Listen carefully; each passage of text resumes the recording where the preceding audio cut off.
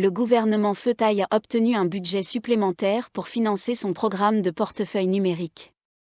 Un budget de 122 milliards de bahts a été approuvé et entrera en vigueur samedi, selon la Gazette royale.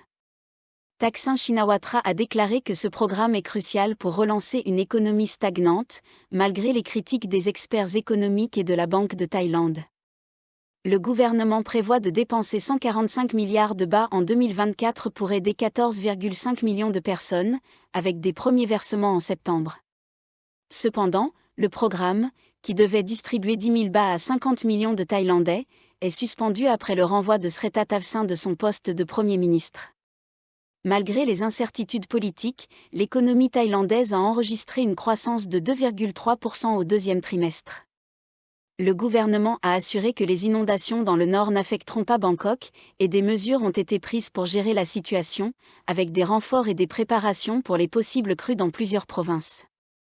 Le ministre Fintam Wechayachai a minimisé les inquiétudes concernant un vide de pouvoir en attendant la formation d'un nouveau gouvernement, affirmant que tous les partis de la coalition travaillent ensemble pour résoudre les problèmes.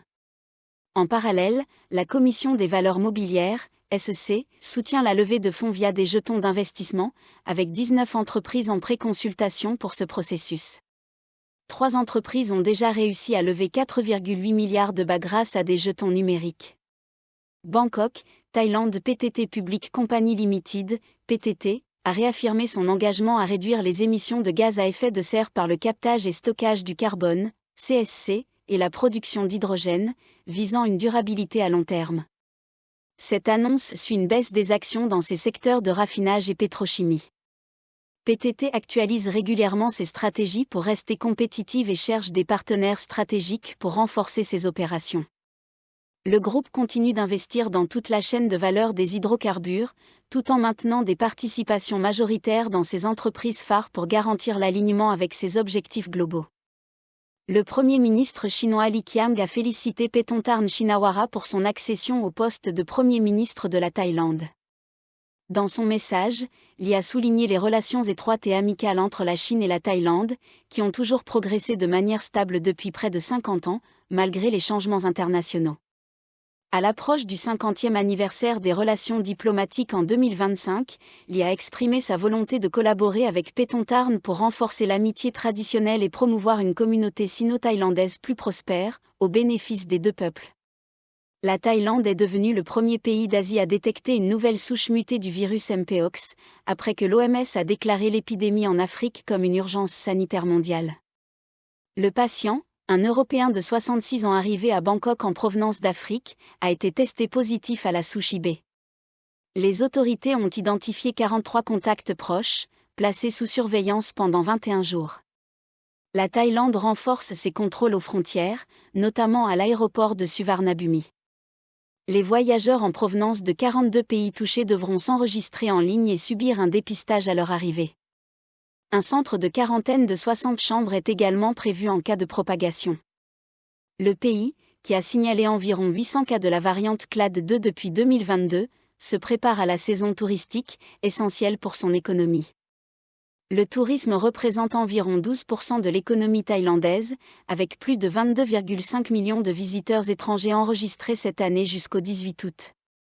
National Telecom Public Company Limited, NT, s'associe à Tecom et HPG pour développer le projet Smart Pier, un système de suivi des touristes maritimes par satellite, visant à créer un prototype de quai intelligent.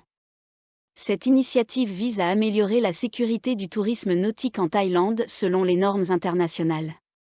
Le 22 août 2024, les dirigeants des 3 entreprises ont signé un accord de collaboration pour mettre en œuvre ce projet au siège de NT à Chaenwatana. Le projet intégrera des technologies de télécommunication, des services SOS par satellite et des plateformes numériques pour créer un quai intelligent, équipé de systèmes avancés, dans les zones portuaires de NT et chez les partenaires intéressés. Le président de NT, le colonel Sampache Uvanandana, a souligné l'engagement historique de NT en matière de sécurité maritime, remontant à 1913, et a affirmé que ce projet renforce ses normes pour répondre aux standards internationaux. Le PDG de Tecom, Fatafop Suansiri, a ajouté que cette collaboration utilisera des technologies de suivi par satellite et IoT pour assurer la sécurité des touristes maritimes, contribuant ainsi à la croissance durable du secteur. Tepari Ritongpitak, responsable du projet chez HPG, a rappelé que ce projet, développé après le naufrage du bateau Phoenix à Phuket en 2018, vise à élever les normes de sécurité maritime en Thaïlande avec des systèmes de suivi en temps réel et des capacités de réponse rapide.